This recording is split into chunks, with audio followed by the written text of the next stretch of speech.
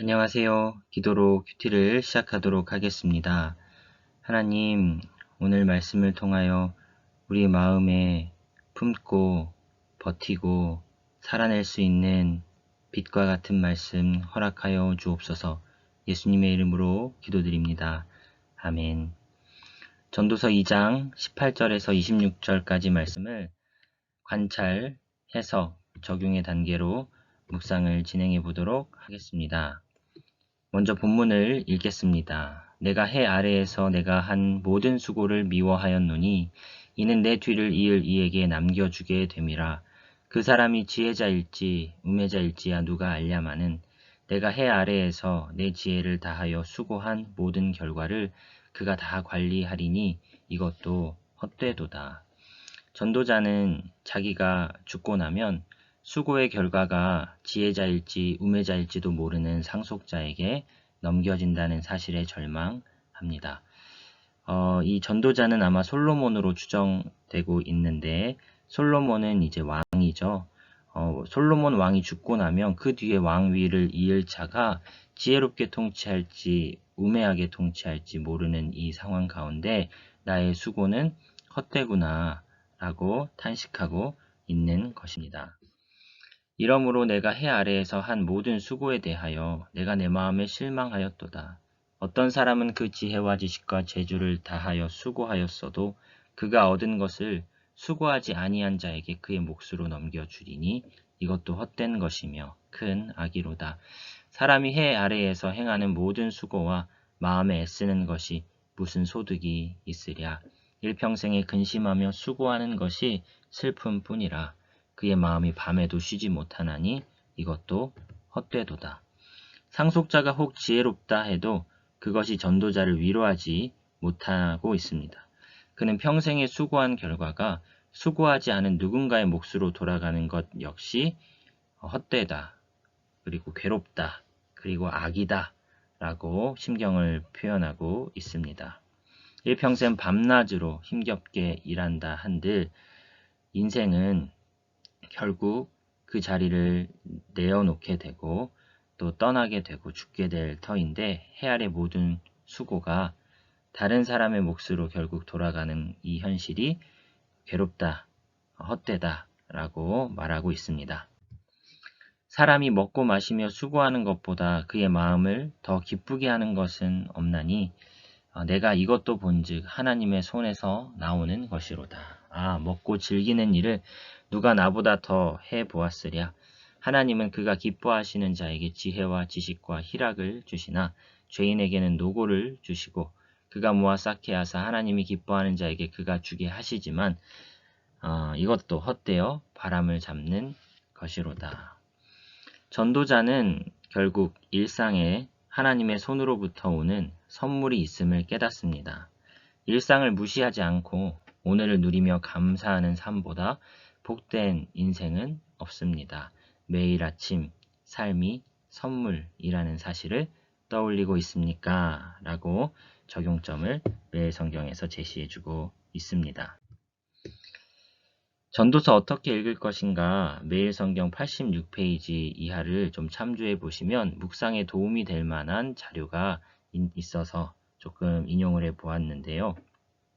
전도서는 욥기, 시편, 잠언, 아가서와 함께 시가서를 이루며 특별히 그 중에 시가서 5권의 이 시가서 중에 특별히 잠언, 욥기, 이 전도서는 지혜서로 분류가 된다고 합니다. 성경이 말하는 지혜는 한마디로 하나님을 아는 것이다 이렇게 말할 수 있겠는데요. 이 지혜에는 두 종류의 지혜가 있다고 합니다. 규범적 지혜, 반성적 지혜.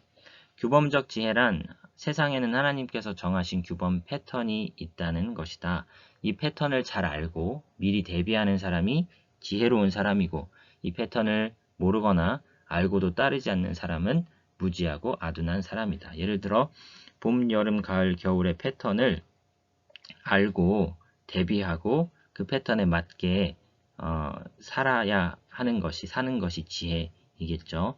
또한 선하게 사는 사람은 복을 받고 악하게 사는 사람은 벌을 받는다라는 패턴도 예상하면서 그렇게 그 패턴에 맞게 죄를 지을 때는 두려워하고 선행은 적극적으로 행하는 인생을 사는 것이 지혜이겠지요. 하지만 패턴에 예외가 있다는 것을 알려준다. 이게 반성적 지혜인데요. 혹은 규범적 지혜가 말하는 패턴을 다른 시각과 관점에서 바라보게 하는 것이죠. 이 욥기에서는 권선징악이 통하지 않는다는 것, 인과응보도 통하지 않는 현실 가운데 우리는 어떤 지혜를 발휘해야 할 것이냐를 도전하는 것이죠. 규범적 지혜와 이 반성적 지혜, 두 가지 지혜를 모두 섭렵할 필요가 있겠습니다. 특별히 전도서의 반성적 지혜를 이해하는 핵심 단어는 헤벨이라고 하는데요. 헤벨에는 숨, 입김, 안개 같이 잠깐 존재했다가 사라지는 것이라는 어원적 의미가 있다고 합니다. 헛되다, 무의미하다, 쓸모없다 등은 잠깐 사라지는 것에 대한 부차적인 파생 의미로 헤벨이라는 단어에 헛되다 라는 단어도 의미도 있다는 것이죠. 하나님의 시간인 영원에 비하면 한 사람의 생명은 마치 김이 서렸다 사라지고 바람이 스쳐 지나가는 것처럼 아주 짧은 순간에 불과합니다. 이러한 인간이 크신 하나님께서 창조하신 규범을 파악하는 것은 불가능하다 말할 수 있겠죠. 지금 현재 주어진 것에 만족하고 지금 여기의 삶에 집중하는 것이 지혜다라고 전도자는 말합니다. 금세 사라지는 입김과 스쳐 지나가는 바람 같은 짧은 인생, 현재 주어진 일에 만족하면서 옆에 함께 있는 사람들을 더욱 사랑하면서 행복하게 사는 것이 지혜라고 말해주지요. 전도서의 반성적 지혜는 규범적 지혜가 간과하고 있는 지금 여기의 가치를 되살린다라고 매일 성경은 해설해주고 있습니다. 메시지를 정리해 보겠습니다. 하나님은 어떤 분이신가요? 영원하신 분, 창조주라고 정리를 해 보았고요.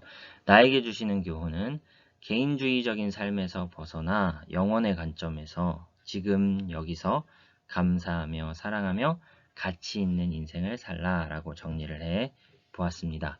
전도자는 지혜롭게 살든 우매하게 살든 별 차이가 없다며 한탄하고 있습니다. 내 소득 중심으로 인생을 바라보지 말고 영원의 관점에서 인생을 바라보자는 것이죠. 내 인생 하나만 생각하면서 가치를 찾지 못해 헤매이지 말고 하나님 나라의 관점, 하나님의 관점에서 의미 있는 한 점과 같다 하더라도 내 인생이 짧은 한 점과 같다 하더라도 하나님 나라라는 영원한 관점에서 의미 있는 하루를 살아내자라고 교훈을 정리해 볼 수 있을 것 같습니다. 삶의 목표가 있는가, 그것을 이루고자 하는 구체적 실천 혹은 열정이 있는가, 제 자신을 돌아보았고요. 먼 미래가 아닌 지금 여기의 가치와 감사를 회복하자. 한 걸음 한 걸음 의미 있는 감사의 또한 삶을 살자라고 정리해 보았습니다. 기도로 큐티를 마치겠습니다. 살아계신 하나님, 우리 청장년부 1토1토 모임 가운데 앞으로 함께하여 주시고 우리의 작은 걸음걸음이 영원의 관점에서 의미 있는 걸음이 되게 하시며 오늘도 하나님께 감사하고 이웃을 더 사랑하는 우리의 일생이 될 수 있도록 주님 복 내려 주옵소서. 감사하며 예수님의 이름으로 기도드립니다. 아멘. 수고하셨습니다. 오늘도 화이팅입니다.